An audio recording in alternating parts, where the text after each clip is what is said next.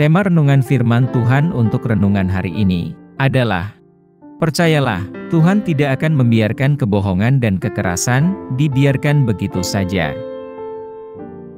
Ayat Alkitab yang kita baca sesuai bacaan Sabda Bina Umat GPIB hari ini adalah dari Mika 6 ayat 11 sampai ayat 13 yang berbunyi sebagai berikut.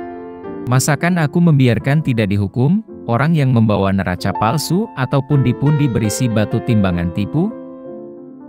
Orang-orang kaya di kota itu melakukan banyak kekerasan, penduduknya berkata dusta, dan lidah dalam mulut mereka adalah penipu.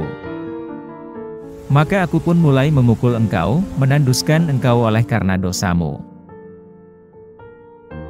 Demikian pembacaan Alkitab. Haleluya.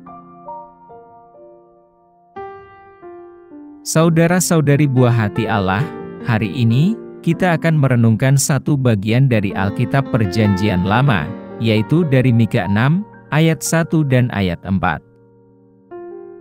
Mika 6 ayat 11 sampai ayat 13 memberikan gambaran yang jelas tentang masyarakat yang dirusak oleh ketidakjujuran, kekerasan, dan kekayaan haram. Nabi Mika, yang diilhami oleh Roh Kudus, berbicara kepada orang-orang yang mengejar keuntungan materi, yang telah membawa mereka ke jalan yang berbahaya. Konteksnya mengungkap sebuah lanskap, di mana praktek penipuan dalam perdagangan, dan pengabaian terhadap keadilan, merajalela di masyarakat.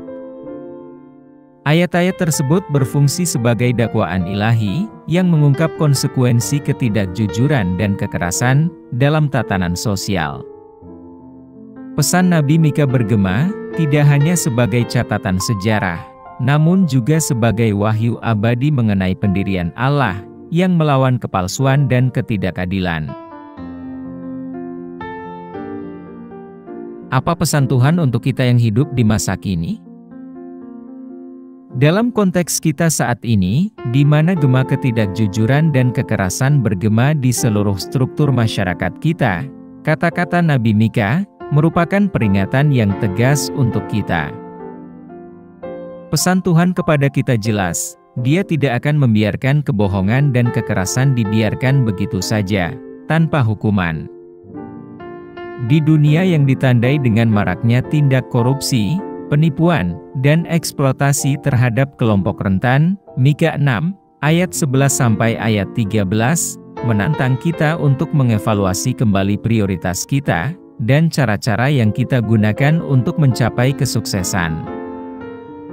Hal ini menekankan bahwa keadilan Tuhan tidak tergoyahkan, dan pandangannya menembus lapisan penipuan yang ditutupi, menyingkapkan konsekuensi dari penghasilan yang tidak sah. Ayat ini juga merupakan seruan untuk tetap beriman, mengingatkan kita untuk percaya pada kedaulatan keadilan Allah. Hal ini meyakinkan kita bahwa, meskipun praktek-praktek tidak jujur berhasil dilakukan tanpa hukuman, hari pembalasan Tuhan sudah menanti. Iman kita kepada Yesus mendapat kepastian dalam pemahaman, bahwa keadilan Allah tidak terbatas pada hal-hal yang bersifat sementara saja, itu meluas hingga kekekalan. Kebenaran ini memaksa kita untuk menyelaraskan kehidupan kita dengan prinsip-prinsip Tuhan, dengan mengetahui bahwa kesuksesan utama kita terletak pada kebenaran, kejujuran, dan komitmen yang teguh terhadap hukum moral Tuhan. Apa yang harus kita terapkan dalam kehidupan kita sehari-hari? Pertama, kita harus memupuk hati yang berintegritas. Iman kita menantang kita untuk menjalani kehidupan yang ditandai dengan kejujuran dan kebenaran, bahkan ketika kita dihadapkan pada godaan untuk berkompromi. Di dunia yang sering mengagung-agungkan ketidakjujuran, komitmen kita terhadap integritas menjadi cahaya yang bersinar, mencerminkan karakter juru selamat kita. Kedua, respons kita harus mencakup penolakan terhadap kekerasan dalam segala bentuknya. Baik secara fisik, verbal, atau sistemik, kekerasan tidak boleh mendapat tempat dalam kehidupan seorang pengikut Yesus. Keyakinan kita menuntut kita untuk menjadi pembawa damai, menjadi pembela keadilan, dan siap menjadi instrumen rekonsiliasi di dunia yang dirusak oleh perselisihan. Selain itu, sebagai bukti keimanan kita wajib melakukan tindakan restitusi. Jika kita memperolehnya melalui cara-cara yang tidak jujur, iman kita harus mendorong kita untuk melakukan ganti rugi dan pemulihan kepada yang dirugikan. Hal ini bukan sekedar kewajiban hukum, namun juga merupakan keharusan moral yang berasal dari komitmen kita untuk mengikuti jalan yang diajarkan oleh Kristus.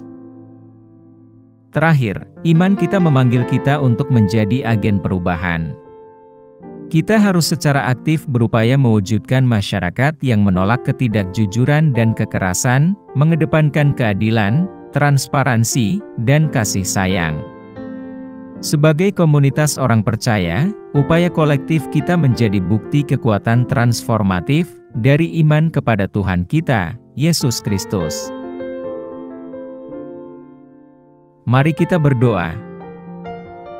Tuhan Yesus, saat kami merenungkan firman-Mu, kami mengakui betapa dalamnya keadilan-Mu dan panggilan bagi kami untuk menjalani kehidupan yang berintegritas dan penuh kasih sayang. Kuatkan iman kami, agar kami berani melawan ketidakjujuran dan kekerasan. Berdayakan kami untuk menjadi mercusuar cahaya-Mu di dunia yang membutuhkan keadilan dan kasih-Mu. Kami pohonkan doa ini dalam nama Yesus Kristus, Tuhan dan Juru Selamat kami. Amin. Kiranya Tuhan menguatkan kita, dan kasih karunia Tuhan Yesus menyertai kita.